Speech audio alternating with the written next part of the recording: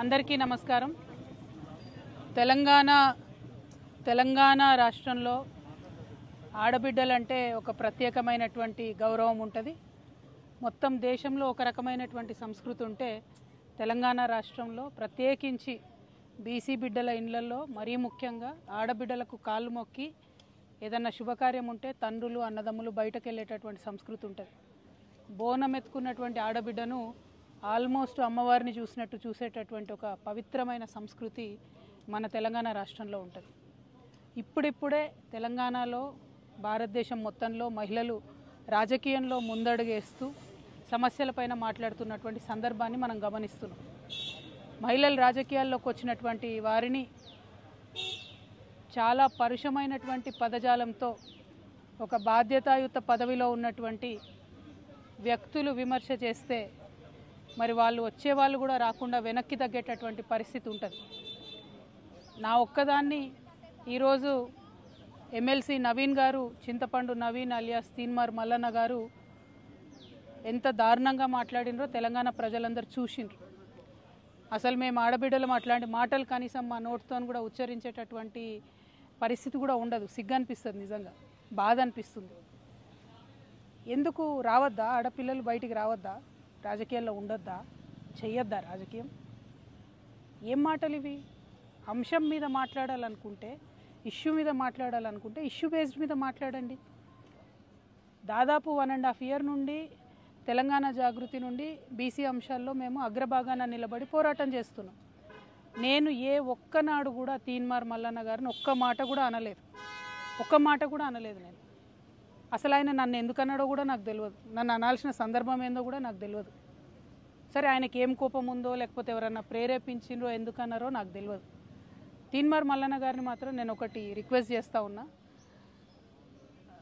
మీరు బీసీ బిడ్డ కాబట్టి ఏది పడితే అది మాట్లాడితే చెల్లిపోతుందంటే కరెక్ట్ కాదు. గుర్తుపెట్టుకోండి మల్లన్న గారు, తెలంగాణ ప్రజలు ఎక్కువ కాలం పరుష పదజాలాన్ని సహించరు. మీరు ఎటు పడితే అటు మాట్లాడితే చూసుకుంటే ఎవరు ఊరుకోరు. మీరు మాట్లాడిన దానికి డెఫినెట్గా ఆవేశం వచ్చి మా కార్యకర్తలు, మా నాయకులు ప్రజాస్వామ్యబద్ధంగా ప్రొటెస్ట్ చేయడానికి వచ్చిర్రు. అయితే మీరు కాల్పులు జరుపుతారా? సామాన్య ప్రజల మీద కాల్పులు జరిపేంత అంత క్రూరత్వం ఎందుకు? ఏంది ఇది? ఏం వైఖరి ఇది? ఏం వైపరీత్యం ఇది? ఎందుకోసం చేస్తున్నారు ఇట్లా మీరు? అంటే ఒక ఆడబిడ్డను ఎంత మాట పడితే అంత మాట అనేసి ఇది తెలంగాణ పదజాలం గట్లనే ఉంటుంది అని అంటే ఇది మీ టీవీ కాదు, మీరు మేకప్ వేసుకొని వేసే డ్రామా కాదు. ఇది రాజకీయము, ఇది ప్రజాస్వామ్యము. ఇందులో అనేక మంది ప్రజల యొక్క జీవితాలు ముడిపడి ఉన్నాయి. అరే, తెలంగాణ జాగృతి ఎన్నో కార్యక్రమాలు చేసింది. అందులో బీసీ ఉద్యమం ఒక భాగం మాత్రమే. ఇంకా చాలా కార్యక్రమాలు చేస్తాం, ఇంకా బలంగా పోరాటం చేస్తాం. ఎందుకోసం మీకు ఇంత దుగ్ధ?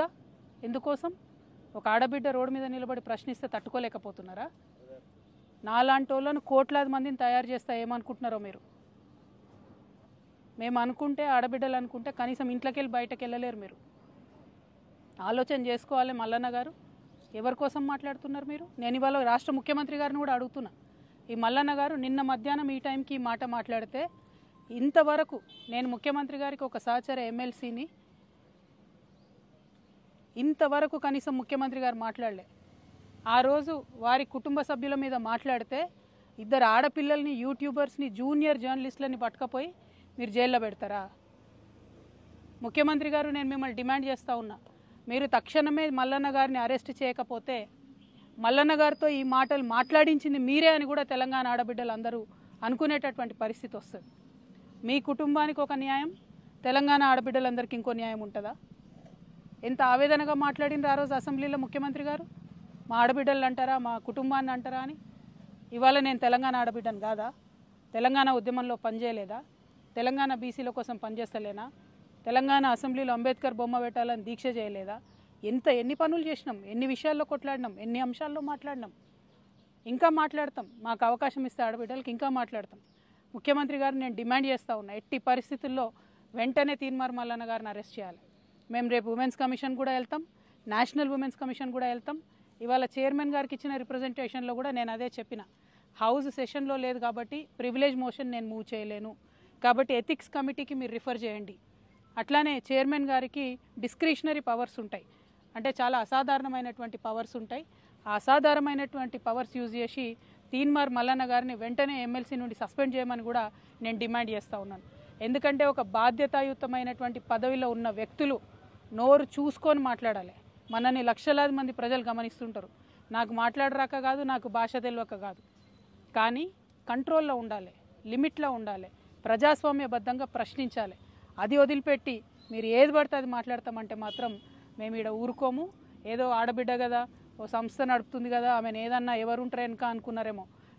నా వెనక లక్షలాది మంది తెలంగాణ ఆడబిడ్డలు ఉన్నారు, నా వెనక లక్షలాది మంది తెలంగాణ అన్నదమ్ములు ఉన్నారు. నేను మామూలు ఆడబిడ్డను కాదు చెప్తున్నా. అగ్గి రవ్వనై రగులుతా ఎక్కువ తక్కువ వేస్తే. తీన్మార్ మల్లన్న గారు జాగ్రత్త, నేను చెప్తున్నా, జాగ్రత్తగా ఉండండి. Thank you. జై తెలంగాణ.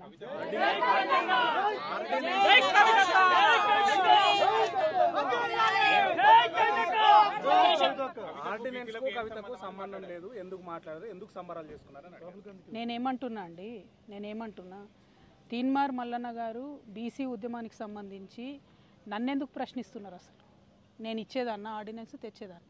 నేను మీలాగానే ఉద్యమం చేస్తున్నా, ఆయన ఉద్యమం చేస్తున్నారు. అసలు నేను ఆయన ఎప్పుడన్నా ఏమన్నా అన్నానా? ఆయన అంతటా ఆయన వచ్చి నా మీద ఎందుకు మాట్లాడుతున్నారు? అంటే నాకు వ్యతిరేకులు ఎవరు ఆయనను ప్రేరేపిస్తున్నారా? అది ముఖ్యమంత్రి గారు ప్రేరేపిస్తున్నారా? ఎవరు ప్రేరేపిస్తున్నారు మరి? ఎందుకంటే ఈయన మాట్లాడి 24 గంటలు అయిపోతే ప్రభుత్వం కనీసం చర్య తీసుకోలే. మీ మీద ఒక ట్వీట్ పెడితే రాత్రికి రాత్రి చిన్నపిల్లల్ని ఎత్తుకపోయి జైల్లో పెడుతున్నారే. మీ మీద ఒక ఫేస్బుక్లో కమెంట్ పెడితే ముఖ్యమంత్రి గారు ప్రత్యేక బృందాలను పెట్టి వెతికి మరీ అరెస్ట్ చేస్తున్నారే. ఒక ఎమ్మెల్సీని, ఒక ఆడబిడ్డని, ఇదేనా మీరు తెలంగాణ ఆడబిడ్డలకు ఇచ్చే రక్షణ? అందుకే క్రైమ్ పెరిగిపోతున్నది. ముఖ్యమంత్రి గారు ఇంత అలుసుగా ఉంటున్నారు మహిళలను ఏమన్నా కూడా. కాబట్టి ఇక సాధారణ మహిళల పరిస్థితి ఏందండి? ఓ పదవిలో ఉన్న ఎమ్మెల్సీకే ఇటువంటి గతి ఉంటే ఈ రాష్ట్రంలో సాధారణ మహిళల పరిస్థితి ఏంటి చెప్పండి? ముఖ్యమంత్రి గారు చర్యలు తీసుకోవాలి. ఆయన తీన్మార్ మల్లన్నకి ఏం సంబంధం? ఆయనని ఏమన్నా నేను అసలు ఎప్పుడు ఏమనలేదు. నేను ఇన్ని 1.5 years నుండి బీసీల కోసం కూడా ఒక్క సెకండ్ కూడా నేను ఆయన గురించి మాట్లాడలేదు. ఆయన ఎందుకు నా గురించి మాట్లాడాలి? First point. సెకండ్ పాయింట్, ముఖ్యమంత్రి గారు మాత్రం చూసి చూడనట్టుగా ఈ వ్యవహారంలో ఊరుకుంటే తెలంగాణ ఆడబిడ్డలందరం కూడా ఇది మాకు అవమానంగానే భావిస్తాం. కానీ నేను ఇంకా బలంగా సమస్యల మీద కొట్లాడుతూనే ఉంటా. వెనక్కి తగ్గే క్వశ్చనే లేదు. మిమ్మల్ని మాత్రం నేను ఇవాళ కోరేది ఒకటే, ఆడబిడ్డల్ని గౌరవించడం నేర్చుకోండి. ఇలా బోనాలు, మాంకాలమ్మ బోనాలు, పొద్దున్న లేచి నేను బోనాలకు పోయేదుండే, అది బంద్ పెట్టుకొని ఇదే దుకాణం నడుస్తుంది పొద్దున్న నుంచి. ఎందుకు ఇవన్నీ? నేను ఒకటేనండి, ప్రజా సమస్యలు ఎవరన్నా మాట్లాడవచ్చు, ఎవరన్నా ప్రజా సమస్యలు మాట్లాడవచ్చు. తెలంగాణ జాగృతి అనేక ఉద్యమాలు చేసింది, అందులో బీసీ ఉద్యమం ఒకటి. మా సంస్థకున్న నిబద్ధత ఏంటంటే మేము ఏదైనా అంశం ఎత్తుకుంటే అది సాల్వ్ అయ్యేదాకా దించం. మహిళా బిల్లు ఎత్తుకున్నా దించలేదు, ఏ అంశమైనా సాల్వ్ అయ్యేదాకా దించం. అంబేద్కర్ విగ్రహం అయినా కానీ ఏదైనా కూడా ఇష్యూ సాల్వ్ అయ్యే వరకు దించం. బీసీ ఉద్యమం కూడా అంతే, ఇష్యూ సాల్వ్ అయ్యే వరకు దించే ప్రసక్తే లేదు. అటువంటి కమిట్మెంట్, అటువంటి నిబద్ధత ఉన్న సంస్థ కాబట్టి మా మీద రాళ్ళు పడతాయి, కరెక్టే. కాకపోతే ఈయన వ్యక్తిగతంగా ఎందుకు అనాలే నన్ను అని దానికి తెలంగాణ పడికట్టాను కవరింగ్ ఇచ్చుకుంటే, చూస్తూ ఊరుకుంటే, చూస్తూ వదిలేస్తే ఈ జాడ్యం పెరిగిపోతుంది, తెలంగాణ అంతా వ్యాపిస్తుంది. కాబట్టి దయచేసి ప్రజాస్వామ్యవాదులందరూ కూడా ఆడబిడ్డల పక్షాన్ని నిలబడాలని కోరుతున్నాను.